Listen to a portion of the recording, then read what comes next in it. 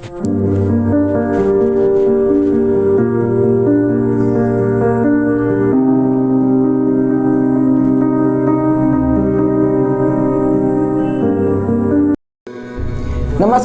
आपका अपना YouTube channel Ramshree कुंडली दर्पण में आपका स्वागत है। मैं पंडित कार्तिक गौर और मेरे साथ हैं कुंडली विशेषज्ञ तंत्र ज्योतिषाचार्य श्री पंडित कर्मवीर अनुरागी जी।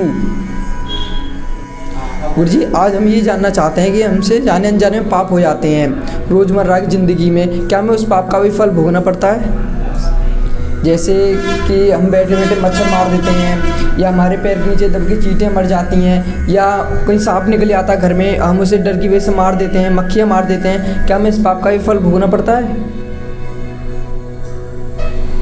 आपका सवाल बहुत अच्छा है। और निजी ज़िंदगी में ऐसे अनेक कारण होते हैं जो हमसे ना चाहते भी पाप हो जाता है। पाप करना तो कोई नहीं चाहता, ना कोई उसका फल भोगना चाहता है। मगर अब हम बैठे हैं, अचानक मच्छर आ गया, गाल पे बैठ गया हमारे, और हमने हाथ मारा और मच्छर हमसे मर गया।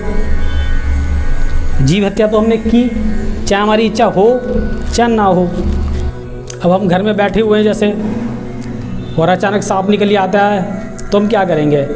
और कोई है नहीं तो उसको मारेंगे, मजबूरी में मारना पड़ता है। मगर जीव हत्या, फिर भी हम जीव हत्या कर रहे हैं। कोई बिच्छू आ गया अचानक और हमें मारना पड़ रहा है, तो पाप तो हम कर रहे हैं ना, चाहे हम चाहें चाहे ना चाहें, मगर वो पाप हमसे हो रहा है। चाहे वो जाने में हो चाहे अनजाने में, पाप तो पाप ही है और उसका फल भी हमें भोगना ही पड़ता है। चींटियाँ हैं, रास्ते पे जा रहे हैं, पैरों के नीचे अनगिनत चींटियाँ आ जाती हैं और वो मर जाती हैं हमसे, तो वो भी जीव हत्या कहलाएंगी। या घर में हम पोछा मार रहे हैं और हम पोछे में हज़ारों चींटियों को मतलब मसलते हुए चले जा रहे हैं, तो ये पाप है। या कोई हम चींटियों के ऊपर दवाई डाल रहे हैं, या कोई बिच्छू है, कोई कॉकरोच है, कोई मक्खी है, मच्छर है, और हम कोई मतलब ऐसा प्रयोग साधन कर रहे हैं जिससे वो मर रहे हैं, तो वो उनके पाप भी हमारे ही खाते में जोड़े जाएंगे और हम जीव हत्या कर ही रहे हैं। तो सबसे अच्छा तो ये है कि हम कोई ऐसा साधन करें कि हमें जीव हत्या ना करनी पड़े। और चींटियाँ हैं तो हम देख के चलें, या हम पहले झाड़ू मार दें। जहाँ तक हम हो सके हमें ऐसी जीव हत्या नहीं करनी चाहिए। हमें इस बात का ध्यान रखना चाहिए उठते बैठते कि उसके अंदर भी ईश्वर है, चाहे वो छोटी चीज़ हो चाहे बड़ी चीज़ हो, हर चीज़ में जीव का अंश होता है। जैसे हमारे अंदर परमात्मा का अंश है, ऐसे ही उसके अंदर भी परमात्मा का अंश है। तो हम जो भी पाप करते हैं उसका फल हमें भोगना ही पड़ेगा। इसके लिए मैं आपको एक कथा सुनाता हूँ, जिसके माध्यम से आप अच्छी तरह से समझ पाओगे कि पाप क्या होता है। बहुत पुराने समय की बात है, एक राजा के राज्य में कुछ लोग चोरी करने के इरादे से राजमहल के अंदर प्रवेश कर जाते हैं और राजा के खजाने में से कुछ चीज़ें चुरा कर भागने लगते हैं। उनके पीछे सिपाही लग जाते हैं। वो भागते भागते एक ऋषि के आश्रम में पहुंचते हैं। वो ऐसा सोचते हैं कि हम ऋषि के आश्रम में जा रहे हैं तो हम बच जाएंगे।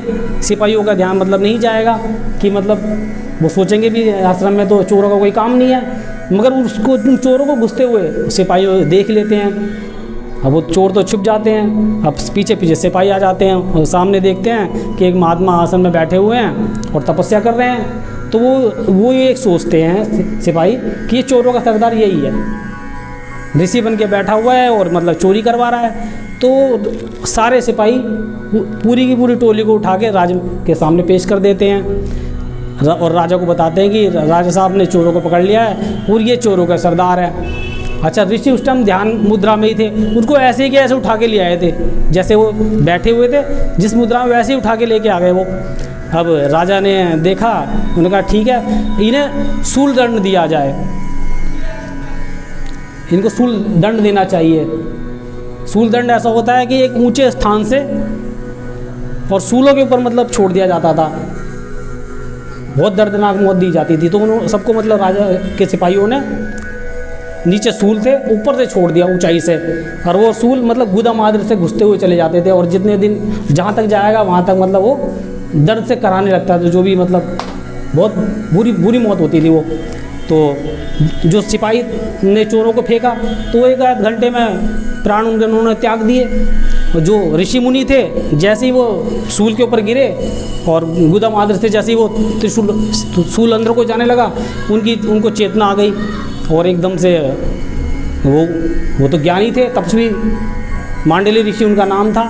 और उन्होंने क्या उठे और सूल के ऊपर ही ऐसे करके पद्मासन में बैठ गए। अब 2 दिन बाद सिपाही लोग आए देखने की भाई अब लोग मर गए हैं, इनकी लाशों को क्रियाक्रम करके दफना दें हम। सिपाहियों ने, राजा ने कहा जाओ देख के आओ जो आपने चोरों को मतलब घेरा था, देखो क्या हाल है उनका। सिपाही आए, उन्होंने देखा कि सारे तो चोर मर चुके हैं, मगर जो उनका सिपाहियों का जो चोरों का सरदार था वो आसन लगा के बैठा है।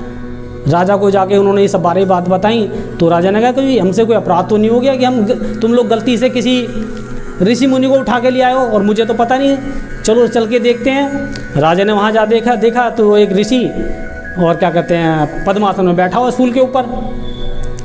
राजा ने हाथ जोड़ के क्षमा प्रार्थना की, कहा गुरुवर ये कैसा अपराध हो गया हमसे, मुझे तो पता ही नहीं था कि आप ऋषि हो और क्या घटना है मेरे तो संज्ञान में नहीं थी, मेरे को तो जैसा बताया वैसे मैंने आदेश दे दिया, मुझे क्षमा करो। ऋषि ने आंखें खोली और उन्होंने कहा सबसे पहले तो ये सूल निकालो आप। अब राजा ने सूल के लिए आदेश दिया, सूल निकले ना, सूल गुदा के अंदर घुसा हुआ था, बहुत कोशिश की मगर सूल निकलने में नहीं आया। तो ऋषि ने कहा इसे तुम काटो, तो उन्होंने आधा सूल काट दिया। राजा ने कहा कि महाराज मुझे क्षमा करो। उन्होंने कहा आपसे बाद में बात होगी, और सीधे वो पहुंच गए धर्मराज के उसमें, वहाँ से अंतर ध्यान हो गए, धर्मराज के दरबार में पहुंच गए जाके।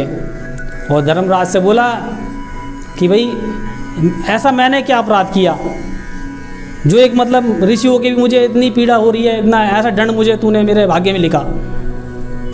अब धर्मराज ने उनको आदर सत्कार किया और फिर कहा, फिर उनको दिखाई कि क्या मतलब क्या कारण था, आपके साथ ऐसा क्यों दुर्व्यवहार हुआ। और उन्होंने देखा कि भाई 8 साल के बच्चे थे, जब 8 साल की उनकी आयु थी तो उन्होंने एक तितली को पकड़ा और तितली के गुदा मार्ग में बबूल का कांटा घुसेड़ दिया और उसको ऐसे ज़मीन पे छोड़ दिया। और वो तितली तड़प के काफ़ी देर में उसने प्राण त्यागे तितली ने। तो कह रहे इसका फल आपको हमने दिया। अब इसको सुन के मांडल्य ऋषि को बहुत क्रोध आया। उन्होंने कहा मैं तो एक 8 साल का बालक था और आपने इसकी मुझे इतनी बड़ी सज़ा दी, ये तो आपने बहुत गलत काम किया। उस टाइम तो मुझे ज्ञान भी नहीं था कि क्या पाप है, क्या पुण्य है, क्या फल है और मुझे क्या करना चाहिए क्या नहीं करना चाहिए, मैं तो बालक था।